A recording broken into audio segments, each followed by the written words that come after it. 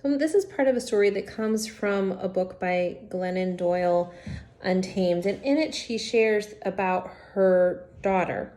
And her daughter was learning about polar bears and how, I know for some of you it's shocking, the Arctic ice caps are melting, which is putting the polar bear population in danger.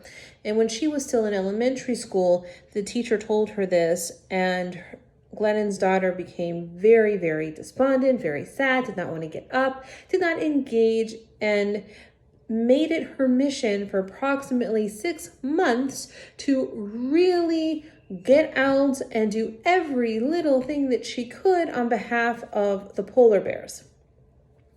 Now, I know for many of us, when we hear stories like this, we often hear of many causes all around the globe, and even within our own neighborhood, of issues that need addressed. We know that people are facing eviction. We know that there's issues with employment, underemployment, healthcare access, and all sorts of arrays of things in Georgia, let alone in the entire United States and within the world. And yet for some of us, we sit here and we walk past it, either watching it scroll by on our news feeds or physically just walking past a homeless person wherever it is that they may be residing, and we don't really think two thoughts about it. And yet this week's portion, we are taught specifically, if you see your fellow's ox or sheep gone astray, do not ignore it. You must take it back to your fellow. Really, what this is saying is, don't ignore what is in front of you. Ibn Ezra says, don't ignore it even if you're on the way to war, even if you're on the way to do something very important, you must still address it. Rashi says, do not disappear yourself from them. Do not hide your eyes as if you did not see them. The straightforward sense of the verse, of course, being, you can't deny what is clearly stated in front of you. If it clearly exists, then you must address it.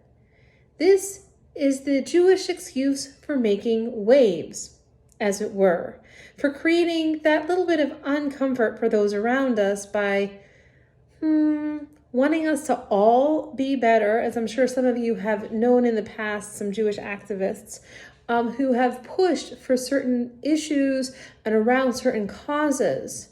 And if you're wondering, one of the places where that comes from, it comes really from this verse. But the truth is that as we are going through the pandemic that we are currently in, that we're currently experiencing, we ourselves are drained. We're exhausted. We just want life to go back to normal. And we're kind of at the point where we see and we hear and we know, yes, there are so many issues that need addressing.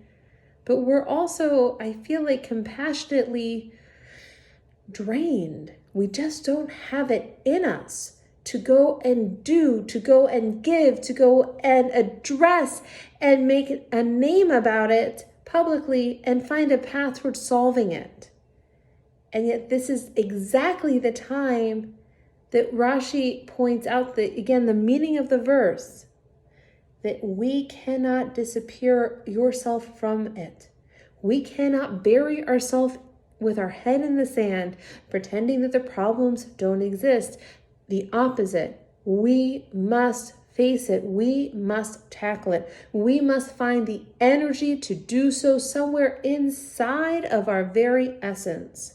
But if we've learned anything in the prayers and that we have said this evening, it is not for us to do solely and alone. It is for us to engage and do together. That's why we were singing Hine Matov with not just one, but two read-ins, all about the fact that as a community, it is good to be in community. It is good for us to rise up and be together.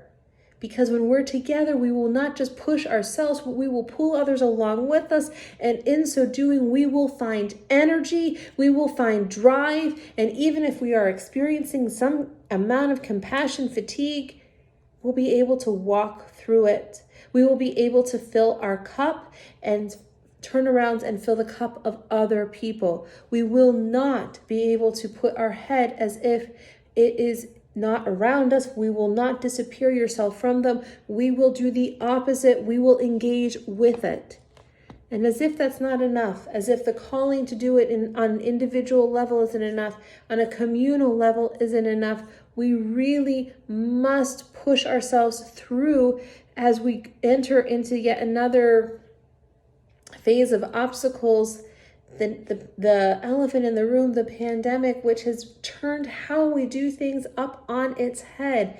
It has forced us and been a blessing for some of us, but for others of us, it has been nothing but a hardship, causing us to feel even more disconnected and not part of anything in particular. And it is actually at this moment, if we understand traumatology, the idea of what is trauma theory, that trauma theory, according to Kai Erikson out of Yale, is the breaking of bonds between individuals. It's the breaking apart, even from cells, away from each other, that the only way through it is to do two things: acknowledge it, mourn what was, and join together and connect with others into what can and will be.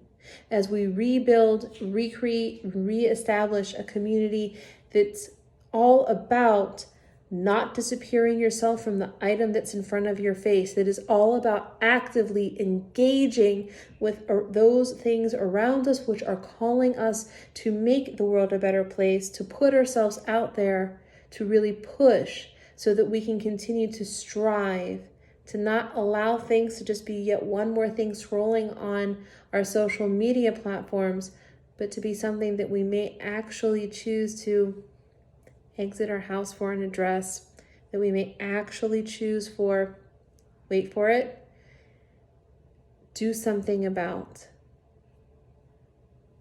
May this verse, may this knowledge embolden us and energize us so that we're not tempted to allow ourselves to disappear, but we are energized to face what is. Ken Yehiratzon, may this be God's will.